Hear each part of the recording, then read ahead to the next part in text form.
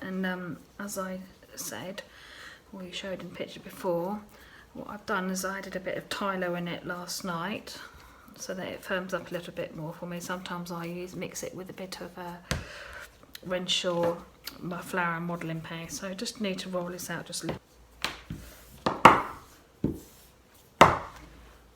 I'll just do little bits at a time. So this one, let's put that over there for now. As you can see, it's not too thick as I put it through. You want to make sure you put it on the smallest number first, which is number 1. As you can see, the gap is a little bit big as you're putting it through. It is rather noisy, this machine, so please bear with me.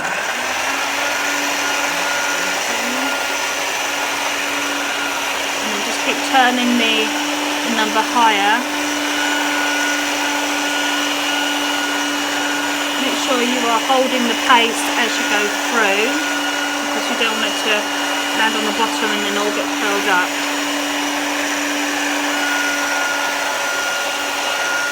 As you can see, this is getting quite thin now, which is about right, and it's on 5.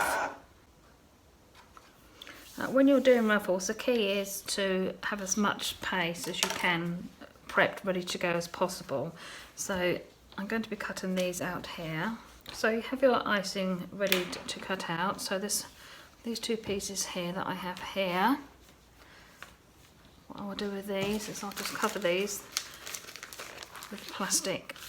This is a very thin sheet, you know, where you can put your files or your paperwork in, should I say. So that's all I do, is just cover that. That's just to keep it from getting too dry. And then move this to the side here. And then just cut out your circles. The reason I do it onto the actual table, not on the board, is so I can get a nice clean cut. Which again, this saves me time. I have to keep going round, getting rid of all the little dribs and drabs. Get on there. I do cut quite a few at a time, because it doesn't matter if they just dry a little. You don't want it to be dry too much that when you bend them or curl them, it will crack. I always use glue. So what you do is just apply the glue to the lower part to begin with, because that is where we start. And we do start attaching the ruffles, and I don't always tend to start at the front. Certain things I start at the back, but so I can get a rhythm going. I just kind of start at the side.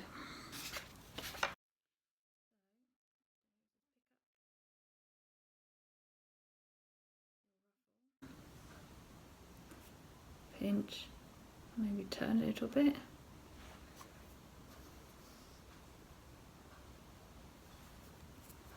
Push it in like so. It doesn't matter how, as long as you get these 2 so that they're kind of parallel together. So you can just move it around in any position, like so.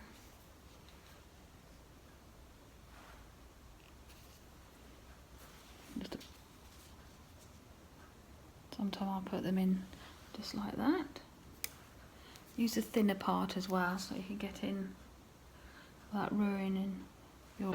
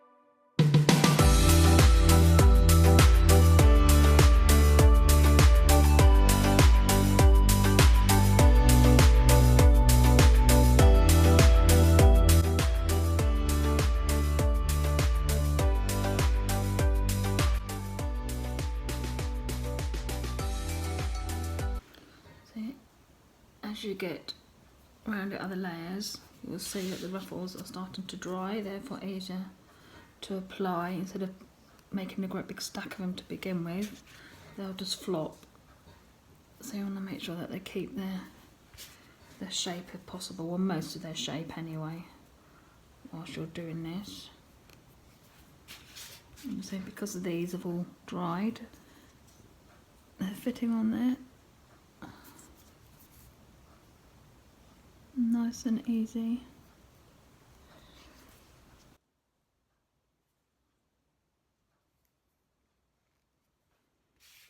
As you can see, there's no uniform pattern with these.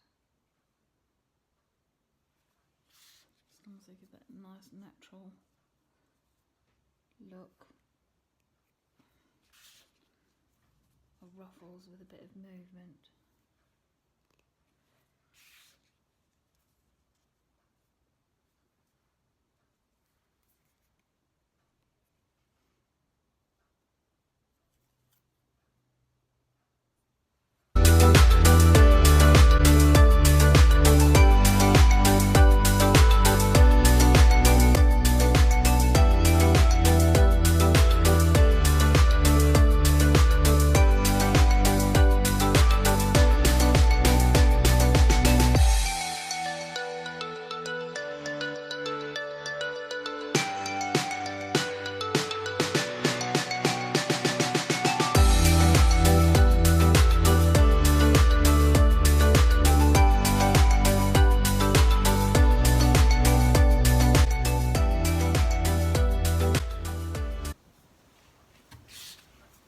As you can see, we're coming to the final stages now.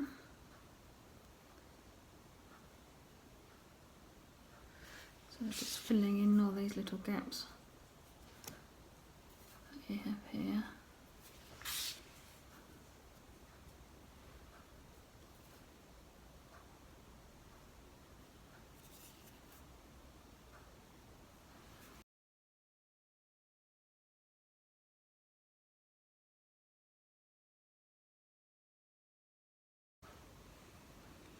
And you just want to put a quick spin around so that these aren't sticking up too much, and just check to see if you have got any gaps that you think you might be able to just quickly fill in. At the moment that's looking, I think maybe just if I can just lift that a little bit.